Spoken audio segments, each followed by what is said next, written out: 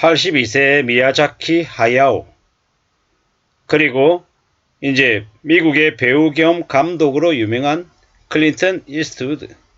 대단하신 분들이죠. 꽤 오랫동안 현역으로 살고 계신 분들입니다. 이러한 분들의 삶을 보면 어떻습니까? 아, 나도 저렇게 나이가 들어서도 평생 청년처럼 살고 싶다라는 생각을 합니다.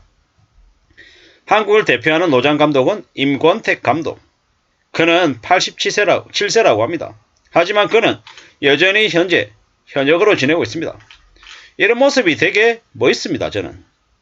저도 저렇게 살고 싶다라는 생각을 하게 만들어주는 거죠. 저렇게 나이 드신 분들이 젊은 저보다도 훨씬 더 왕성한 활동을 하는 걸 보면서 제 스스로를 반성하게도 됩니다. 어떻게 저렇게 열정적으로 살 수 있을까? 누군가는 그렇게 얘기하기도 하죠. 명예가 있잖아. 돈 많이 벌잖아. 그러니까 저렇게 할 수 있는 거지. 어쩌면 그 말도 사실일 수 있습니다. 근데 확실한 건 꾸준히 남들이 알아주든 알아주지 않든 자기 자신을 계속 단련해 나가면서 자신의 인생을 채워나갔던 것 같습니다.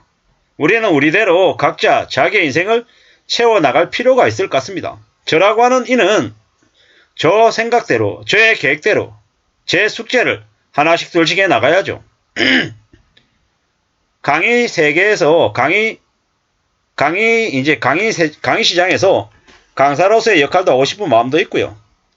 또한 책을 써서 작가가 되고 싶은 마음도 있고요. 직장인으로서 오래오래 살아가고 싶은 마음도 있습니다. 또 뭘 할 수 있을까?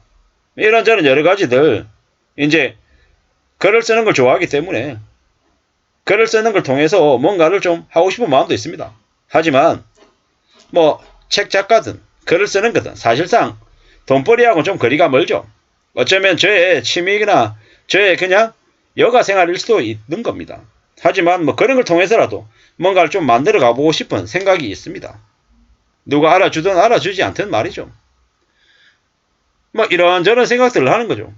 저도 지금 현재 현역으로 살고 있지만 퇴직을 하고 나가면 그 다음에 무슨 시작을 해야 될까? 어떤 제 삶을 그려야 될까? 이런 고민들, 걱정들, 생각들이 항상 있습니다. 막연하게 움직이겠다? 이런 마음들도 있고, 뭐 생활비를 더 벌어야 되는데, 경제적인 부분을 분명히 더 채워야 되는데, 어떻게 하지? 이런 생각들도 있고, 여러 가지들이 있다라는 겁니다. 확실한 건 뭐겠습니까? 어느 쪽이 됐건, 뭐가 됐건 간에 채워나가야 된다. 챙겨야 된다라는 거고, 뭐 각자 자기만의 생각, 자기만의 속도가 있을 거다. 자기만의 속도로 자기만의 정상을 향해 나아가야 될 것 같다. 이런 마음들도 듭니다. 확실한 건 뭐다? 쉽지 않다라는 거. 그렇지만 쉽지 않은 자기의 인생의 길을 뚜벅뚜벅 걸어가는 게 필요하겠다라는 겁니다. 저는 저대로, 여러분들은 여러분들대로 각자 자기만의 길을 걸어가는 겁니다. 이제 그렇게 가려면 뭐 건강이 필요하고 식지 않는 열정, 의지, 의식 이런 것들도 필요한 것 같습니다. 누구를 위해서요? 자기 자신을 위해서. 뭔가에 하나 의미를 부여하고 이제 성취감을 이렇게 갖겠다라고 하면서 하나씩 둘씩 만들어가면 아니 그것만큼 좋은 게 어디 있겠냐라는 거죠. 그렇게 생각하고 움직이는 게 좋겠습니다. 한 걸음 두 걸음, 한 번 두 번 내딛다 보면 또 그 다음에 또 조금은 더 수월할 수도 있고 이런저런 경험들이 생각들이 축적될 수도 있다라는 이제 생각을 해봅니다. 시작부터 좋을 수 없고 시작부터 아주 멀리 갈 수 없습니다. 시작은 움직였는지 안 움직였는지 내가 여기 있는지 없는지 모를 정도로 사람들이 관심이 매우 적을 수도 있습니다. 하지만 포기하지 않고 한 걸음 두 걸음 뚜벅뚜벅 걸어가면 어떻게 되겠습니까? 괜찮아지고 나아지고 더 좋아진다라는 거죠. 살아가는 삶을 그렇게 만들면 어떨까? 라는 생각도 해봤습니다. 뭐 이래도 보고 저래도 보고 계속 채워나가다 보면 뭐가 만들어져도 만들어지지 않겠냐라는 거죠. 저는 이제 지금 그런 생각을 하는 거죠. 언제든 새로이 시작할 수 있다. 제가 다니는 회사가 이커머스 온라인 유통회사인데 워낙 변화가 너무 많아서 제가 지난 이제 직장생활 22년째 하고 있는데 18년 동안 다녔던 회사 세 곳에서 제가 맡았던 역할을 보다 지금 고작 4년밖에 안 된 이 회사에서 맡은 역할이 몇 배 더 많습니다. 계속 부스가 바뀌고 사람들이 사라졌다가 또 새로운 사람으로 재구성이 되고 이래저래 혼돈과 변화가 더 심하죠. 그래서 그런 속에서도 좀 많이 배웁니다. 일정이 꼴찌가 되고 꼴찌가 1등이 되고 어제 중요했던 게 오늘 하나도 중요하지 않고 뭐가 이런 게 다 있나 싶을 정도로 왔다 갔다 하는 게 많지만 그런 와중에도 나름의 교훈도 있고 의미도 있고 배우는 게 있더라고요. 그런 것들 속에서 이제 움직이고 생각하고 이제 고민하는 거죠.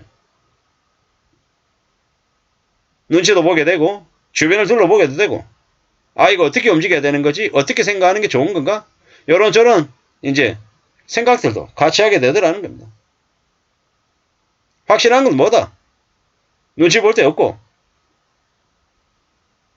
꾸준히 나아갈 거고 절대 포기하지 않겠다라고 하면 자기만의 길은 자기만의 자리는 어떤 식으로든 갖춰지더라는 거죠.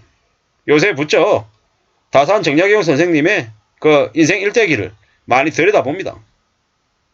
무려 74세까지 사셨는데 그분은 35세의 나이에 기양을 갔어요.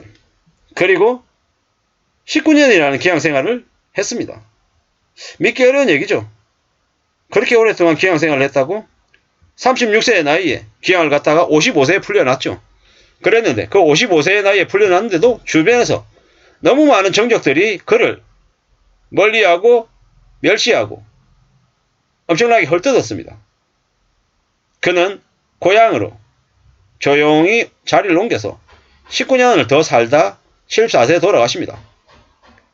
그의 인생 전반기라고 하기는 너무 짧기도 하지만 36세의 나이까지 될 때 귀양 가기 전까지 나이에 그는 엄신하였죠. 되게 잘 나갔습니다. 정조의 신임을 한 몸에 받았고요. 그런데 그 이후에 19년의 귀양생활 그리고 귀양에서 풀려났지만 19년의 고향에서의 산 시간 그 무려 38년의 시간 동안 그는 어땠냐? 그 시대에는 뭐 권력을 가지지 못했고 명예를 가지지 못했습니다. 하지만 초야에 묻혀서 후진을 양성하고 또한 책을 집필하고 엄청나게 많은 업적들을 후손들에게 물려줬습니다. 그러면 그가 패자일까요? 아니죠. 역사의 승자죠. 오래오래 살아남아서 그는 기록으로 많은 이들에게 자신의 존재를 과시했습니다. 그랬던 것처럼 우리도 그의 삶을 엿보면서 지금의 삶이 좋다 나쁘다 라고 판단하기보다는 내가 지금 이 순간 뭘 좀 더 할 수 있을까요? 초점을 맞추는 게 어떨까? 라는 생각을 해봤습니다. 감사합니다.